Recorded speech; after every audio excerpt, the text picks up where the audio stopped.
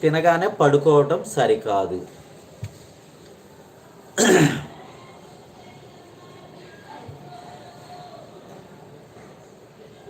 అయితే భోజనానికి ముందు కొంచెం ఒక టీ గ్లాసుడు వాటరు తాగి గొంతు తడుపుకోవాలంట. ఎందుకంటే మనం గబగబా తిని గొంతుకు అడ్డుపట్టడం లాంటివి జరుగుతాయి. కాబట్టి అలా జరక్కోకుండా ఉండాలి అంటే మనం భోజనానికి ముందే కొద్దిగా వాటర్ తాగటం అనేది జరిగితే, కొద్దిగా వాటర్ అంటూ తీసుకోవటం జరిగితే ముద్ద ఫ్రీగా దిగిపోతుంది, గొంతులో ఇబ్బందులు ఏర్పడవు. కాబట్టి భోజనం చేసేటప్పుడు ఇంకోటి ఏంటంటే, తొలి ముద్ద చేత పట్టుకొని అన్నపూర్ణాదేవిని స్మరించుకొని తినడం చాలా మంచి పద్ధతి అంట. ఎవరైనా సరే, చాలామంది తెలిసిన వ్యక్తులు ఏం చేస్తారు, ఫస్ట్ ముద్దని తీసి పక్కన పెట్టడమా, లేదంటే ఏదైనా పశుపక్షాదులకు పెట్టడమా, ఏదో ఒకటి కంపల్సరీగా చేస్తారు. ఎందుకంటే మనం తినే ఆహారము మనం తినటంతో పాటు కొన్ని జీవులు, భగవంతుడు మనకి తెలివితేటలు ఇచ్చి పంపించాడు కదా, నువ్వు కొన్ని జీవుల్ని బ్రతికించు అని దాని అర్థం అనమాట. అలా కొన్ని జీవులను మనం బ్రతికించటం మూలంగా అవి కూడా వాటికి ఏమక్కర్లా, కొంచెం అన్నం చాలు. మనకైతే రకరకాల ఇహలోకం పరలోకం ఇహలోకపు అంశాలు జోడించుకొని మనం ఏది చేయలేమనుకోండి. ఏదైనా చేసినా కానీ అది భగవంతుడికి సంకల్పంతో సిద్ధించింది తప్ప మనమంటూ ఏమీ చేయలేము, నాకు తెలిసినంతవరకు. కాబట్టి ఆ భోజనానికి కూర్చున్నప్పుడు వడ్డన మొత్తం పూర్తయిపోగానే భోజనం చేయాలి తప్ప ముందుగానే భోజనం చేయకూడదు. ఇంకోటి ఏంటంటే, అలాగే తినడం అయిపోగానే మధ్యలో లేచి వెళ్ళిపోకూడదంట. ఒక్కసారి అందరితో పాటు లేవాలంట. ఒక్కసారి అందరితో పాటు కూర్చున్న తర్వాత మధ్యలో లేవటం అనేది చాలా బ్యాడ్ విషయంగా ఇక్కడ పరిగణిస్తున్నారు పెద్దలు. రోజుకు ఒక్క పూట భోజనం తినేవాడు మహాయోగి. ఒక్క పూట భోజనం చేసేవాడు మహాయోగి. 2 సార్లు తినేవాడు మహాభోగి.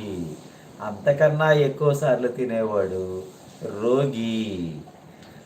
రోజుకు ఒక్కసారి తినేవాడు మహాయోగి, 2 సార్లు తినేవాడు మహాభోగి, 3 సార్లు అంతకంటే ఎక్కువ తినేవాళ్ళు వారు వచ్చేసి రోగులు అనమాట. రోగులతో సమానం అనమాట. కాబట్టి రోజుకి ఒక్కసారి తినటం అనేది మనకైతే సాధ్యపడిద్దో లేదో నాకైతే తెలియదు, కానీ ఒకసారి మనం శరీరానికి ఏది అలవాటు చేస్తే అదే అలవాటు అవుతుంది. ఒకసారి తినటం కూడా మంచి పద్ధతే, కాకపోతే ఒకటే చూడాలి. Hi Radhamma, thank you. చూసావా మీ లీలా, మీ భాను పాప లైవ్లో అలా తిరుగుతూ ఉంటుంది, ఒక చోట మాత్రం కుదురుగా కూర్చోదు. రోజు అంతే కదా, నువ్వు చూస్తూ ఉంటావు. కాబట్టి రోజుకు ఒక్కసారి తినేవాడిని యోగి అంటారు, 2 సార్లు తినేవాడిని మహాభోగి అంటారు, అంతకంటే ఎక్కువ సార్లు తినేవాడిని మహారోగి అంటారు. కాబట్టి అలా జ్ఞానులు అంటారంట. జ్ఞానులు మరి ఎన్నిసార్లు తింటారు? రోజుకి భోజన సమయంలో చర్చలు కానీ, ఆవేశాలు కానీ, భావోద్వేగాలు కానీ, ఈర్ష్య కానీ, భయం కానీ, కోపం కానీ, లోభం కానీ, దైన్యం కానీ మొదలైనవి ఏవి కూడా తలెత్తకుండా ప్రశాంతంగా చేయాలి. ఇది 100% అండి.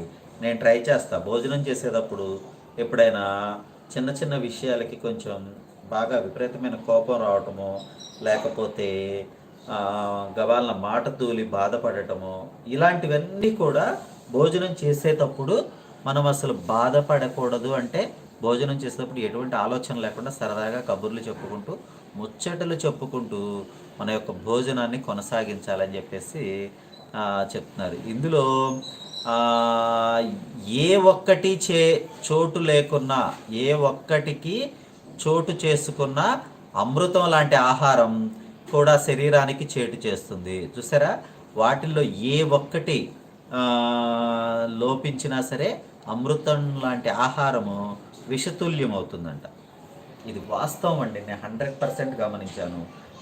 నేను దీని మీద అనుభవంతో చెప్తున్నా. సూపర్ సూపర్ అంటున్నారు రాధమ్మ. ఎందుకంటే భోజనం చేసేటప్పుడు ఎటువంటి ఆలోచన లేకుండా చాలా ప్రశాంతమైన చిత్తంతో